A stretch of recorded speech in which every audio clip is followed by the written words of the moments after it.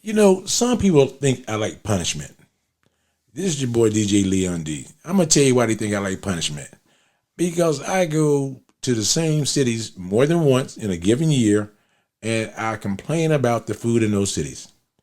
But let me tell you why I'm not glutton for punishment. Now, it's like San Jose. You still can't find no food in San Jose. Nah, the food sucks. It don't matter where you go. But then again, the people who live in San Jose or Silicon Valley area, they don't really care about the food. They want pretty French food or diets, salads, and all that kind of stuff. That's not me. I like comfort food. That's not me. But let me tell you why some people think I'm stupid.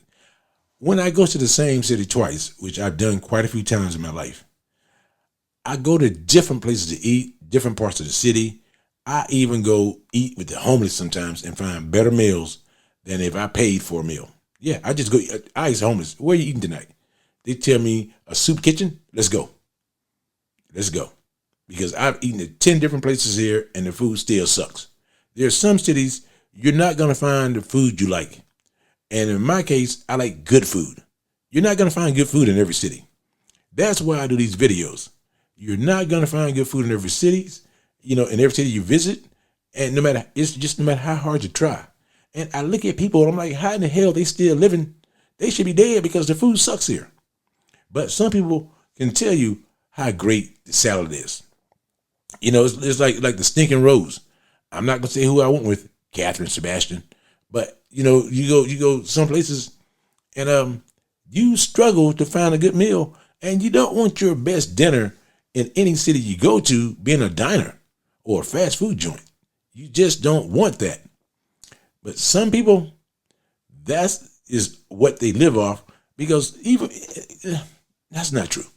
Because some people, even when I go and even when I go and I eat at these places and stuff, sometimes I drive around for like 2 or 3 hours and I can't find anything to eat. And let me tell you something it's really a fact. When I go to cities without good food, for some reason, I can't find food trucks as an alternative. Either they don't allow them, or maybe it's the 6 days in a row that I'm there that they don't come out. But I don't know what it is. But they just, the whole city got bad food. Kind of like San Fran, but this video is about Silicon Valley. Actually, San Jose in particular. Because, and then when I find a place that got decent food in these cities, it's normally on these little made up main streets, and everything closes at like at 5 o'clock, 6 o'clock.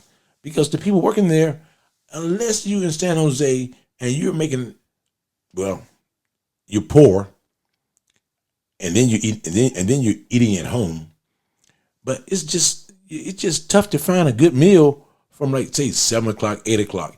You find the typical burger joints, taco joints, and all this kind of stuff. But I'm thinking to myself, well, you know what? I kind of know the answer, because a lot of those the tech companies, they feed the employees. So when the employees leave work, they're not hungry. They're leaving full. Hell, I would go to work just for a free meal, especially if you got free meals all day. And I do notice that most tech companies, that when I go visit them, they got free food in there. They got free food. So if you're a restaurant and you're not serving fast food, I don't know how you're going to really survive in those areas. And I don't see a lot of restaurants in those areas. I don't see a lot of restaurants. So it's one of those things that's kind of weird, is that I don't see a lot of restaurants. And then when I see a restaurant, it's Korean barbecue, some kind of tri-tip stuff. It's just weird all the way around, because I like to get out and have options. Now I know why you got Korean barbecue, because you got a lot of Koreans. You got a lot of Chinese, but I don't see a lot of Chinese restaurants. But then they tell me go to San Francisco, and when I go to San Francisco, I do see Chinese restaurants, and they are kind of in shady areas or seedy areas, and I do go to those sometimes, and I really have a good time. But I got to find those. Normally I find them when I talk to the local Chinese, and I don't speak Chinese, and most of the local Chinese don't speak English. I don't know where they come from, or they could be lying. They speak English. They just don't want to speak to me because they don't want me taking a group of people to their local dive that's cheap and good food and tasty. They're probably thinking, no, you stay over here with the other whites and you figure it out, but don't be coming down to the Chinese hood and trying to get in line because now you're going to suck up the supplies that we get once every 2 weeks from China. It is what it is, But so I tell people, I'm not dumb by going to the same city twice because I've never been in any city that I've eaten a lot of food or I tasted food in every restaurant in the city. No city exists because, even when I go there for 2 weeks and I had 3 meals a day, you're looking at 42 meals. Well, if you got 60 restaurants, I can't go through them all. So I may have to come back and finish off the ones that I left off the first time on my list. And then you can't go by reviews because I got a buddy at work and he cranks out reviews on everything. And you know what? He don't have good taste buds. He don't have a good dress sense. That's like asking him to write a review about Bass Pro Shop. He don't own anything in Bass Pro Shop. That's like saying going to the Men's Warehouse. He ain't got a suit or tie or a dress shirt. But yet, he'll walk past it and write a review. So, Matt does that. He'll walk right past the store. I think I'm going to do a review. Well, did you buy anything from the store? That's not important. The ambience and the outside decor. And people say, hey, on Yelp, this got a 4.9. Half the reviews on Yelp are written by employees. We all know that. If you don't, you're stupid. Because how many people got Yelp accounts? How many people got all these accounts? And you know what? If you got that amount of time, every day I go past a lot of stores. I do a lot of things every day. I don't have time to come home at night and write a review about everything I did that day. Some people post to Facebook 15, 20 times a day. Instagram, TikTok. Now, I'm never going to do anything because I'm trying to get clickbaits. I can care less if you like my channel, you don't like my channel, if you click. I can care totally less. Some people, they didn't get enough hugs when they were little. I didn't get a lot of hugs. I got a lot of ass beatings, but I didn't get a lot of hugs. So I don't need someone to hug me or tell me I'm doing a great job. When I get paid every 2 weeks, I know what kind of job I did.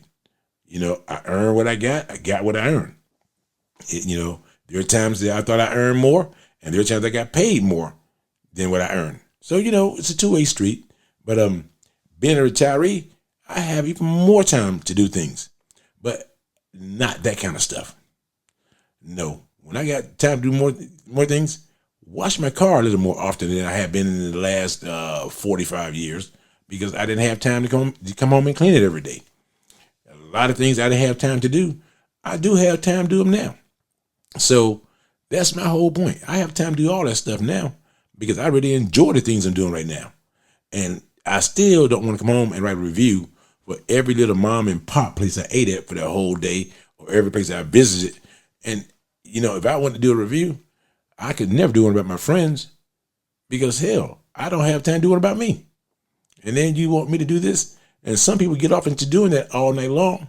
But so my point is, when I tell you things, it's because it's important for me to let you know how things are going. And I don't want you making the same mistakes I made. When I go out to San Jose, I normally get German food. They got 1 or 2 German restaurants, but they got by far the best food in that area. You're not going to find a lot of other areas to eat at, especially if you're talking about 7, 8 at night. Almost every place I go out there, they're closing at 7, 8. Most of them close before my regular dinner time. And I'm an East Coast person, so yet I travel the whole country and the whole world. And so when I get out there, I always ask myself, I say, okay, where do I want to eat? And then a lot of places too, they close at strange times of day and night. They really do. And what I mean by that, who in the hell closes on a Monday? Monday is the one day of the week. It's kind of like Friday. I probably eat out on those days. Tuesday, Wednesday, and Thursday, nah, not so much. Unless I'm involved with some kind of activity that I need to be, out late at night. And I'm not a late at night person. as far as being out. Ain't a whole lot of good things happening late at night. But in those areas, I don't see a lot of places to eat at, but I try and find places like in Palo Alto. I go to Palo Alto because that's where the German restaurant is, and Palo Alto got the best food in Silicon Valley, and it's not all that. It's not all that. It's actually disappointing. I mean, it's very, very disappointing. But they got the best food in the valley, in Silicon Valley out there. And plus, they got a lot of old style places to eat at. And they got pubs and all this. The only difficulty, and it's not really difficulty, it's parking. But I think that I think they have a grace period for like after 8 o'clock, which is a little bit later than I would like. I would like to have a grace period starting at 6 o'clock. But they got great bookstores. They got great little mom and pop restaurants, lots of coffee shops. Those of you who are into that kind of lifestyle, it's just the home of the geeks. So put on your geek hat, get used to who they are, and blend in. You don't want to go there and try and change people because, I believe in the prime directive. Leave every civilization the way you found it. Don't make it better. Don't make it worse. I try and do that with my kids, but of course, it don't work out very, very well for me. So sometimes you just got to say, you know what? I got to make some changes. Get your belt, start making changes. Because if you try to leave the way you brought it, the way you found it, nope, it's not. That's never going to work. They'll be beating the hell out of you. So, like I said, I go to Palo Alto more than once, but in some cases I have to. But I'm very adventurous because that's why I go to the other side of the bay. I go to the East Bay part, Oakland, towns on that side of the bay, because I never just stick to one area, because I have been to places like that. You stick to one area and you eat a lot of food in one area, and you get disappointed, and you want to know why. So I'm never disappointed because I go to all parts of a community. If I got to go 40 miles to get a decent meal, I go 40 miles to get a decent meal. If I got to go, if I got to walk over there, I walk over there. And people, my dinner is never going to be in a bar. If the first thing you talk about is the great drinks you have, I'm not eating dinner there. Tell me about the great food you have. But, in California, they're really into tri-tip. But yet, tri-tip is a thick piece of meat that should be cooked slow. Not in California. Open fire. They treat it like just another piece of beef or a steak. Those kind of meats, kind of like a brisket. It's not designed for fast cook. It can be tender, but slow cook, the entire piece will be tender. That's the difference. So if you go out to Silicon Valley, just don't expect the kind of variety of foods that you have in, a bigger city. Just don't expect that. And that was, I think, my mistake. I'm thinking you got 5 million people out here. You should have a lot of variety. No, they do not. The population of Silicon Valley, San Jose, and Palo Alto, and Cupertino, and all that, look at the employees, and that would tell you what kind of food you're going to have. You're not going to have anything other than what they eat. They got a lot of foreigners and a lot of Indians and a lot of Koreans and a lot of Chinese and a lot of, hell, you can't tell the difference in most of them nowadays anyway. But they have a lot of those kind of people, and that's what those restaurants cater to. You don't have Indians out there eating German food. You have Indians eating Indian food, Chinese eating Chinese food. So when 95% of the employees are from some particular minority group, well, out there they're not minority. Out there they are the majority. But the people who own restaurants are going to cater to those people. That's what you should expect. And if you expect anything differently, ask Tori. Tori will tell you. She spends hours trying to find something that comfort food from the East Coast. And she's from West Virginia. So, she'll eat anything. Those people right there in West Virginia, they're not picky. They're just happy to eat. But they go to California, you're going to see Teslas, and you're going to be eating food that caters to people you don't see, because there's no way you get that many Korean barbecue restaurants and you got that many Indian places out there without those people being there. There's no way. Now, you may not see them because in the daytime, they're working 16 hours a day and they're probably eating free at their place of employment. You know, I mean, they're eating free. So you're going to suffer the consequences by you not being of that particular culture. You're going to suffer. You know, it's not like people have ever thought maybe an Indian do want German food if I open a German restaurant. Nope. They have the mindset, if they're Indian, they want Indian. Maybe they got their cruise line mentality. You put up an Indian restaurant, they will come. You put up a Chinese restaurant, they will come. And the Chinese restaurants are very, very clean in Silicon Valley. It ain't like San Fran. No way. It's not like your typical Chinatown. They don't even have a Chinatown, I don't think. I think they just have a town with no good food.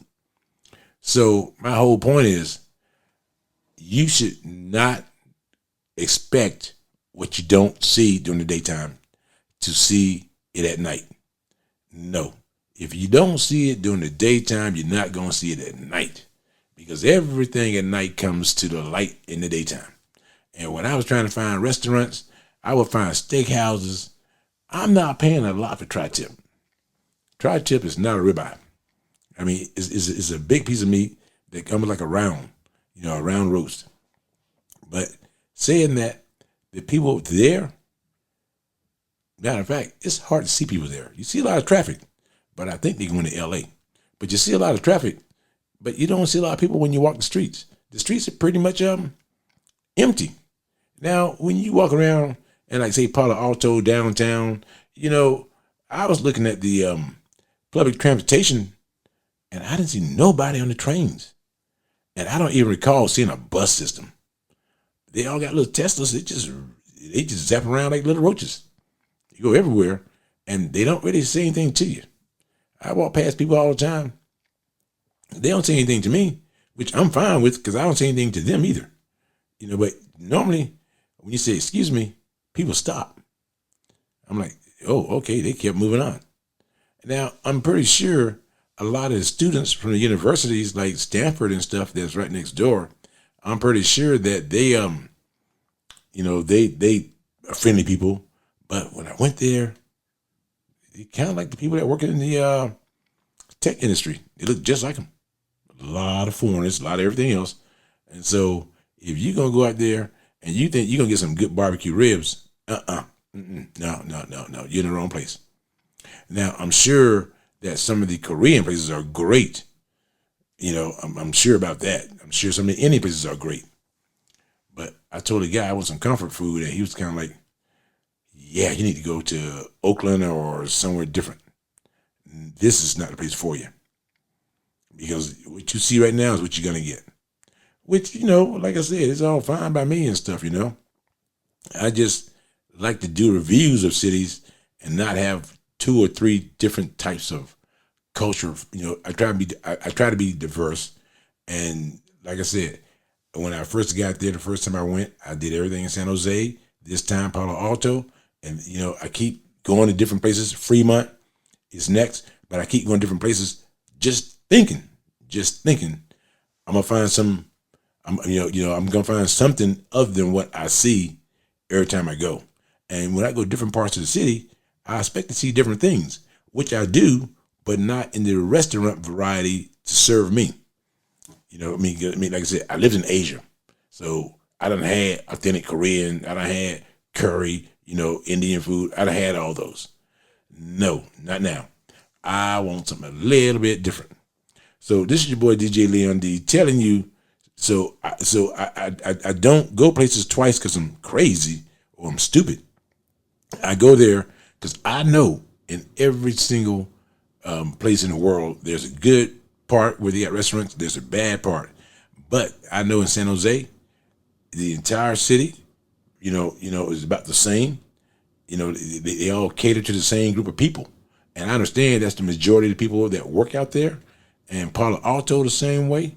You know, Milpitas, Milpitas is the same way. I just know the trend. I'm like, this is a boring ass place to go eat at because there's no variety. And if you want to, but there's no variety in the population either. There's no variety at all. So if you want to get something like that, that's not the place for it. I'll tell you a place that has everything you want in a later video. This is your boy DJ Leon D saying peace.